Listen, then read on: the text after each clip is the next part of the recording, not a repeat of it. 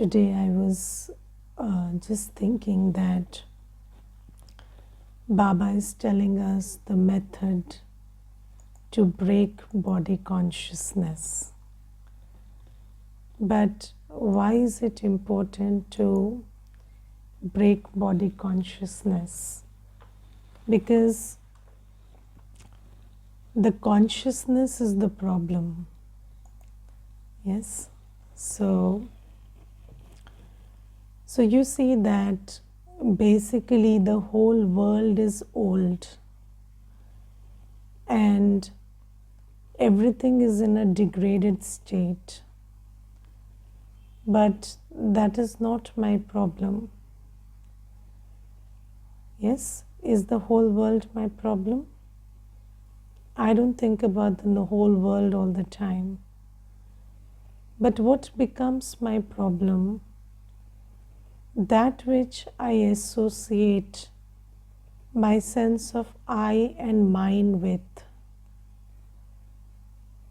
So when I start associating my sense of self or my sense of identity with something, then it starts becoming my problem.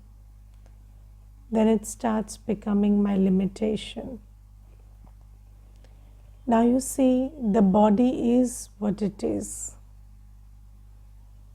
But why does it become a problem for me? Because I think I am this body, and this body is very important, and this body can limit me, and this body defines me. That is when the body becomes a problem. And you see that even brain is a part of the body. Sometimes the brain is not functioning well. When we say it's a mental illness, we are basically talking about an illness of the brain. So there is problem in the brain, there is problem in the body, or there is problem in some aspect of the body. So when we say body consciousness, it is not just about the body or the brain, but it is also about that which you do through the body, that which you attain through the body. So all of that is body consciousness. And you see that it is imperfect. Of course, it is not in its best state. But then nothing is in its best state right now, is it not? The whole world is in a state of depletion, degradation, and everything is in a degraded state right now, and it's okay. We understand it is Kali Yuga, and it is supposed to be like that. See, who doesn't know that diseases are a truth in Kali Yuga? Yes? Are you disturbed by the fact that illnesses, physical and mental, are a truth in Kali Yuga? Do you think about that thing that, it's so sad that illnesses are a part of life in Kali Yuga? So when you sit and think about Kali Yuga and the state of the bodies and the state of affairs and the state of nature in Kali Yuga, you know that it is less than perfect, almost imperfect. And that is not your problem. You are okay with it. But when does it become your problem? When that illness is in that body which you call mine. So you see, illness is in many bodies right now. But when it is in that body which I call mine, or in that brain which I call mine, then it starts becoming a problem for me. So the problem is not the state of affairs. The problem is my sense of I and mine. And this is why Baba says, and have you seen that, there are many other souls around us, and they are also going through something or the other, and there is something in their body or something in the brain or something with the job or the finance or the relationship which they are going through. And when you look at them with hope and faith, and you are able to give them, you are able to be compassionate, fill them with hope, fill them with power. Are you not able to do that? Somebody comes and tells you, I have this illness in the body, and you counsel them and you give them hope and strength, and you recharge them, you fill them with enthusiasm. But why can't you do the same thing with that body which you call mine? Because of this body consciousness, because the soul, I, the soul, have this sense of self and identity with the body and the labels and the titles and the haves and the, and the work that I do with the body. So I am attached to all of that. That's why it's become a problem. And you see, this body, although not perfect, although there are a lot of limitations, but this body is enough for me to earn my Sangam Yogi, Punya ka khata. And what else do I have to do with this body? Do I have to ensure that when I leave the body is fit and fine? No. So this body is just an instrument, and you have to use it until you leave it, and the soul has to just use the body in such a manner that you are able to follow Srimad and earn the spiritual income of 21 births while you are in this body. That's all the problem that we have. And for that, if you break body consciousness, then even if the body is not perfect, even if what you have done or attained through the body is not perfect, it's okay. You can still work with the body, the brain, and then you can just do your Sangam Yogi task, leave the body and go into a new world where the 5 elements of nature and the body, the relationships, and everything will be perfect. So Baba says that you need to break body consciousness, and I will tell you the experience. Whatever I'm talking in this class is from an experience I've had very closely.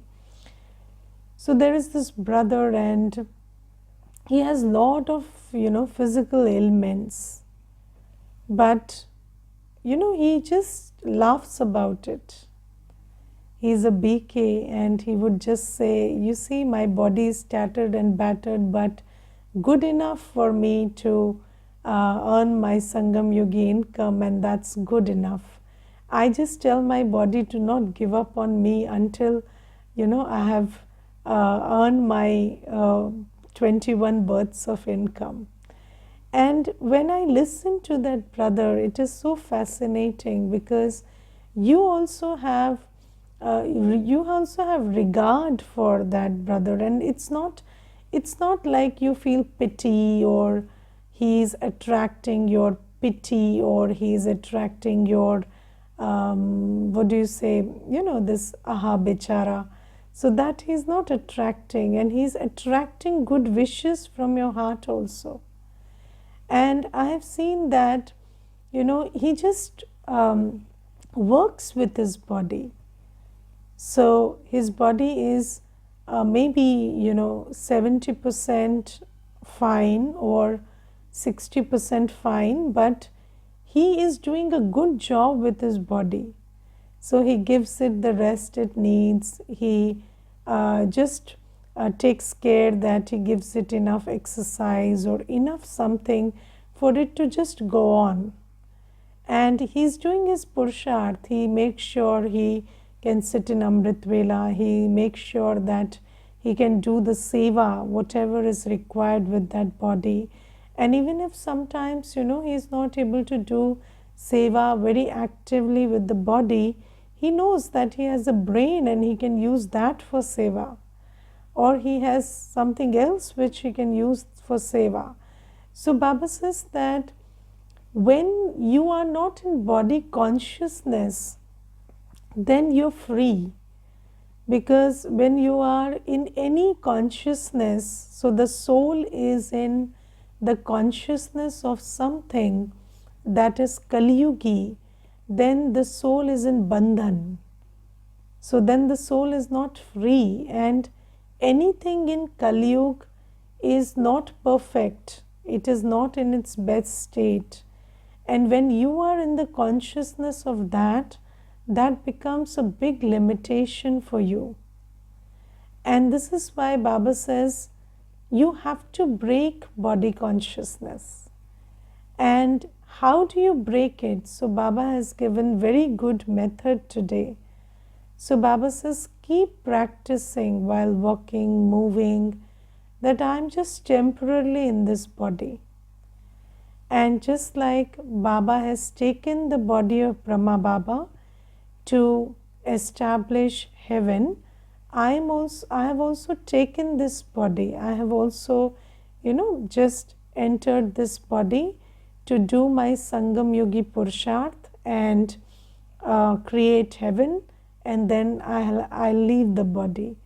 So do you think that Shiv Baba ever got disturbed by the fact that Brahma Baba coughed?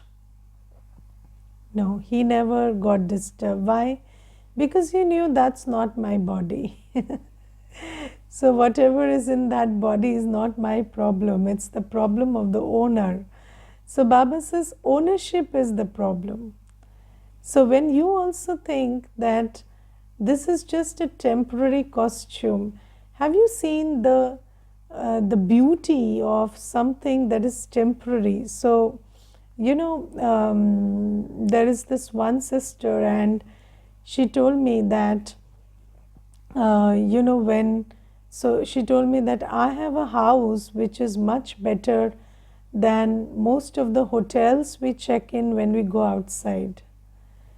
So, she's made that house into a big palace, and it's a beautiful house. And then she says that, when I go somewhere, I don't get what I really need. So most of the times I have to adjust in a new place. But, it's temporary, so you can adjust. So she was also talking about the power of adjustment in her own way. So this is what Baba is talking about. You see, when you understand that this body is just temporary and this is not yours, you have got nothing to do with it, it doesn't define you, it can't limit you, it's just a temporary costume. Just like Shiv Baba has taken a costume, you have also taken a costume, and now you are here to do your Sangam Yugi task of helping Baba in creating heaven. And then you will go to your actual body, the body you deserve. So the Satyugi body, which is, healthy, beautiful, in every which way. It's Baba says there's natural beauty there. There's permanent state of health there. So Baba says just dissociate your consciousness with this body. And then Baba says talk very sweetly with Baba early in the morning in Amrit Vela. And when you wake up at Amrit Vela and when you talk very sweetly to Baba in Amrit Vela, then you, the soul, are pulled upwards in your consciousness. So because Baba is in the highest consciousness, so when you are talking to Baba in Amrit Vela, then your consciousness is also naturally lifted from everything that is down here. And that's also a very beautiful method of lifting your consciousness from this old world, this old body. So Baba says these are the two methods to break body consciousness. Okay. Now, today I was also thinking, that Baba says that, this birth, this Sangam Yogi birth is godly birth, and this is the most fortunate time of the whole cycle, and we are God's children right now. This is our Ishwariya Janam, and we are going to, we have Baba's inheritance as our birthright. And when you keep all these things in your heart, in your awareness, then you have a lot of intoxication of happiness. And I was just thinking, what is the biggest prapti or attainment in Sangam Yuga?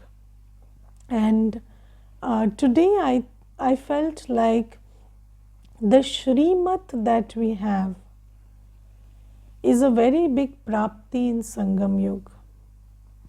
The Shrimat that we have is, and there are some things which came into my mind which I would like to share.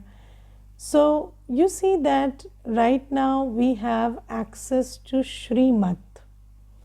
Now what is Shrimat? Shrimat is the truth, because the truth about what is what, who is who, and the truth is very different from beliefs.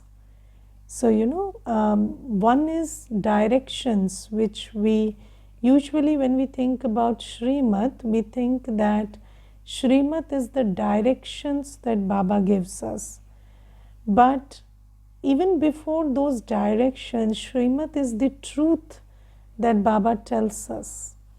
The truth about our nature, the truth about our purpose, the truth about the purpose of everything, the truth about relationships, the truth about, the spiritual laws. So all of these things Baba tells us. And when you hold that truth in your heart, then, in your consciousness, then your attitude, vision, action, everything starts to shift. And you begin to shift from a vicious papatma to a virtuous punyatma.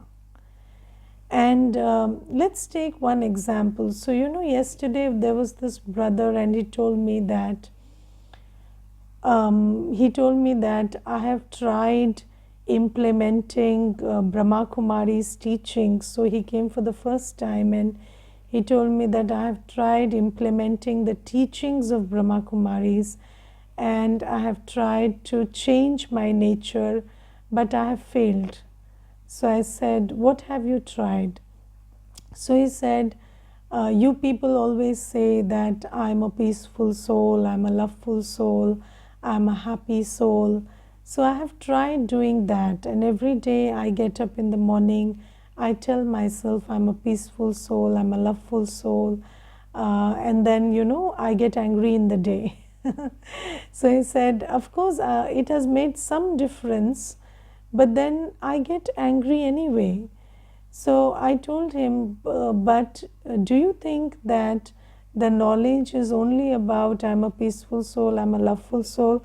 Then are we foolish that we are studying for so long? So if we are studying every day, and Baba is giving us a Murli every day, and why didn't you read the Murli every day, or why didn't you get yourself connected, to a center and start your study? So he said that, no, I thought I know everything. So I said, that's the problem. So he said, what more do I need to know? So I said, let's take this problem that you're facing. So in the morning, you are practicing that I am a peaceful soul, I am a loveful soul, and it is serving you well for some time, is it not? So you're feeling peaceful, you're feeling loveful, yes.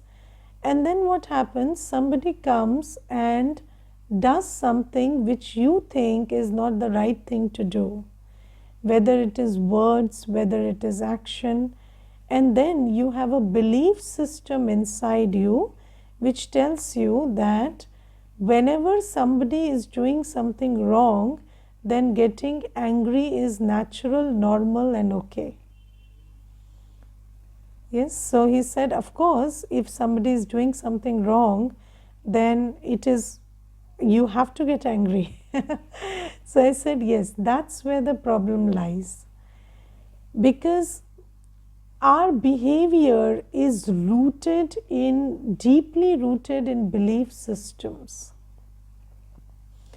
And those belief systems are responsible for triggering our vicious sanskars all the time. Now you see that there are two things inside the soul. There are sanskars and there is manushya mat.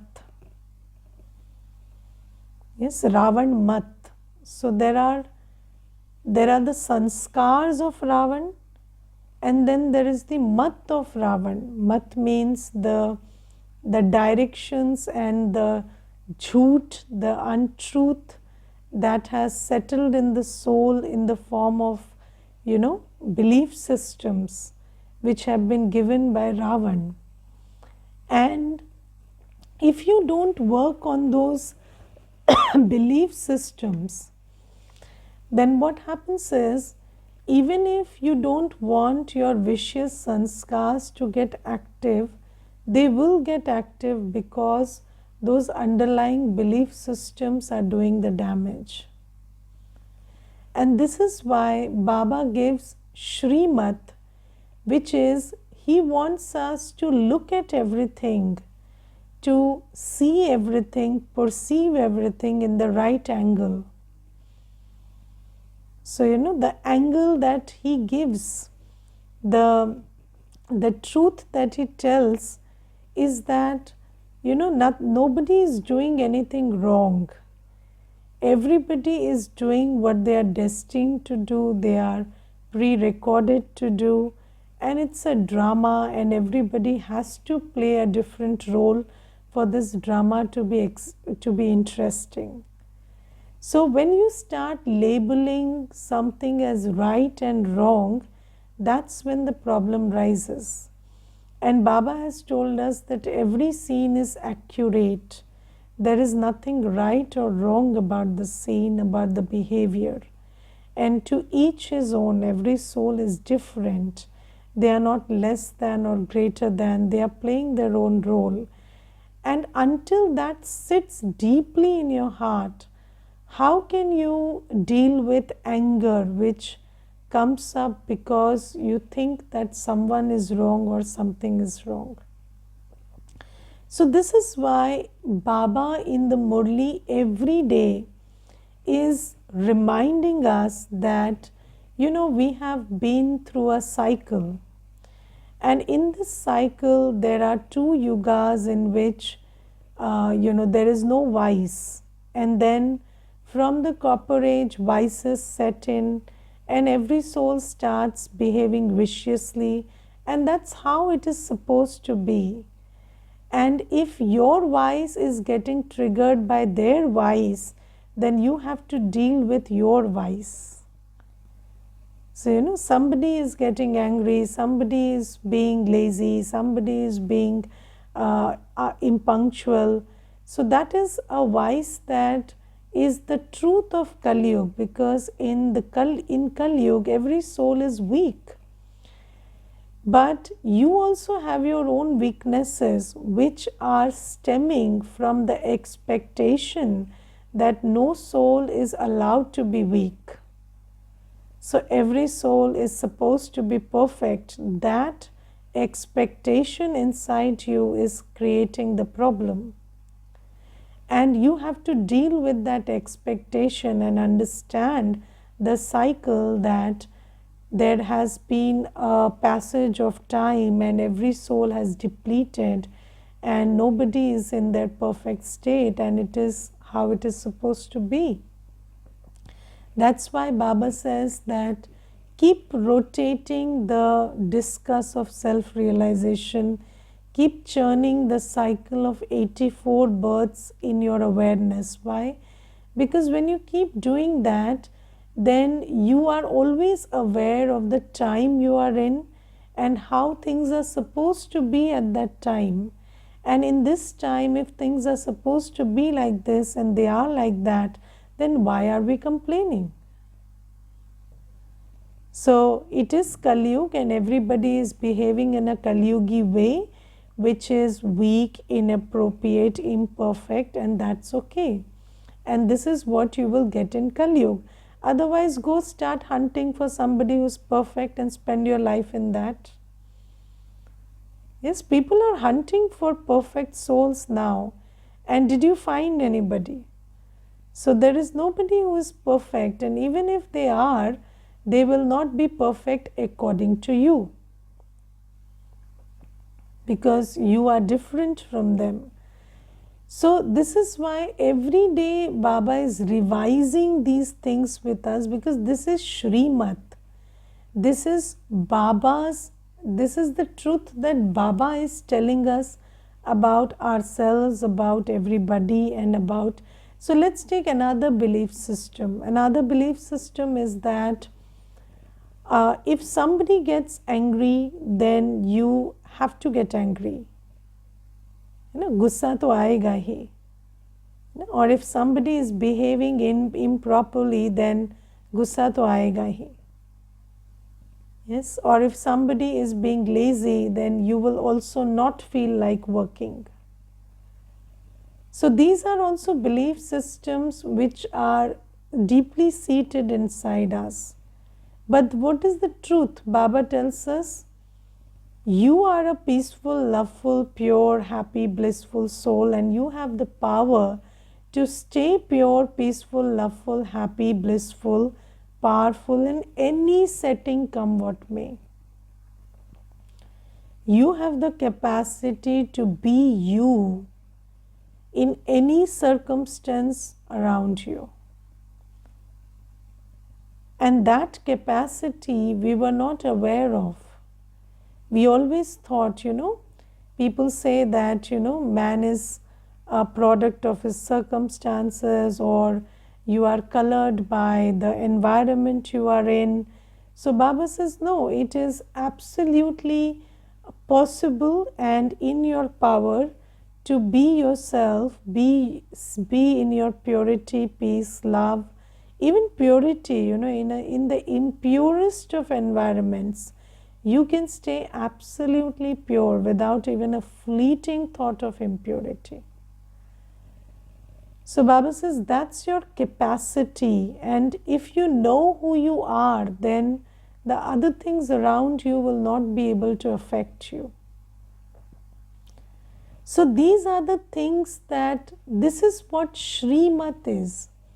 Shrimat is Baba is telling us the truth about what is the right attitude to hold and who am I really, and what is the truth about what's going on. So basically, Baba answers 4 questions for us. Who am I? Who do I really belong to? Yes, who is mine? And what's my purpose? And what's going on?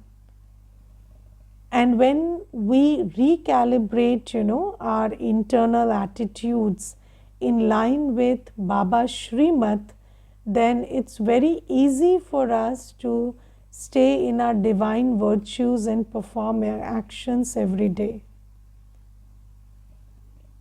Yes, and then, this consciousness of I and mine. So nobody is yours. Even this body is not yours. So whatever you think is I and mine is not yours. So why do you get disappointed when they don't behave according to you? This is what Baba is saying. And then you see this thing about relationships also. So our relationships, so in the world we are told that relationships are there for emotional fulfillment. Yes, somebody will give you love and happiness and peace in a relationship. But the purpose of relationships is not that. The purpose of relationship is having a convenient environment to get work done together. Yes, in the alaukic family also, we are coming together. We are not, being on our own. Why? Because this huge task of changing, transforming the world has to be done. And that task can be done by cooperation, right? But this is not about emotion, this is about cooperation. So, attachment, so Ravan Math tells you that souls are liable to supply you with love and peace and happiness and joy and bliss and whatnot. But that is not what they are capable of giving you. So Baba says it is physical cooperation for which you stay together. Here also, cooperation of the body, mind and wealth. That's what Baba says, that you pull in everything together, and when you do it as a group, then there are economies of scale. And you have specialization, and everybody's different, so everybody's specialities are different. And when you do anything in a group, then work gets done very easily. That's why you stay in a group. So even in a family, you see, if one person has to earn and cook and take care and do everything, that becomes very difficult. So you have division of labor, and then you have specialities that everybody brings in, and then you work as a group. And when you take care of your own emotions, because you have understood that relationships are not for emotional fulfillment, and who takes care of your emotions? So you have to take support from Baba to be in a peaceful, loveful, happy, blissful state. And when you have done your inner work connected with Baba for that, then you come together as a family, as a workforce, in an office, or you come together in the alaukic family. You get work done very easily. That's how it's supposed to be. Every soul is supposed to source their power from Baba, and then with each other you are supposed to come together in a powerful state and get work done. But we don't understand that, and that is why there is so much of expectation and disappointment in relationships, because we are waiting for the other person to do that work for me, which I had to do for myself by, remembering Baba.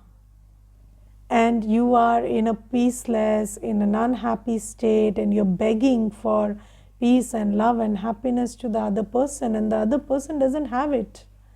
They can't give it to you. And that's why relationships are getting bitter and bitter. But if you took that responsibility for yourself, if you just took out time for yourself and you did that work for yourself by remembering Baba and taking the power from Baba, then all our relationships would be very beautiful and productive.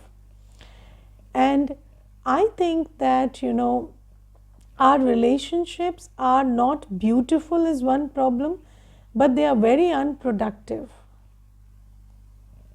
And you see, one soul has to be busy in telling the other soul all day, all night that I love you and I care for you, which is such a waste of the human soul energy. Yes, so this is what we are doing all day, you know. We are trying to fill that hole of emptiness of emotions inside the other soul, which cannot be filled in this manner, and that is why we are not able to focus on that which we can focus on. If we just did that this work for ourselves. So Baba says these are the belief systems, and this is why when we get Shrimat, we understand, you know, what is what, who is who, what's going on, what is the belief system that Ravan has just instilled inside me, because of which, you know, these vicious sanskars are getting activated all the time. And when we listen to the Murli every day, slowly, gradually, we start working on the you know, on the roots, which is the belief systems. And Baba is the seed giving you Shrimat. Shrimat is the truth about everything. Truth versus belief is the problem. Yes, so it's always the truth versus belief. So Baba's Shrimat is the truth about things, the truth about affairs, the truth about what's going on, the truth about how it's supposed to be. And when we start churning on it, imbibing it, then our attitude is set in the right angle. And then when our attitude is set in the right angle, then we don't have these bizarre expectations and disappointments in life. So, your attitude about yourself, your attitude towards other souls, your attitude towards work, relationships, your attitude towards Baba, everything is set right when you start churning on Shrimat, when you start churning on what Baba is telling you in the Murli. But the most important thing in all of this is listening to the Murli. So, you know, you have to listen to what Baba is trying to tell you in the Murli, because this art of listening is the most difficult. We only listen what we are trained to listen. So, when we are listening to the Murli, also, most of the times we miss out on what Baba is saying or what Baba is trying to make us think. And this is why it's very important that when we listen to the Murli, we actually listen to the Murli, not allow our Manmat to interfere with our imbibing of Shrimat. Okay, Om Shanti.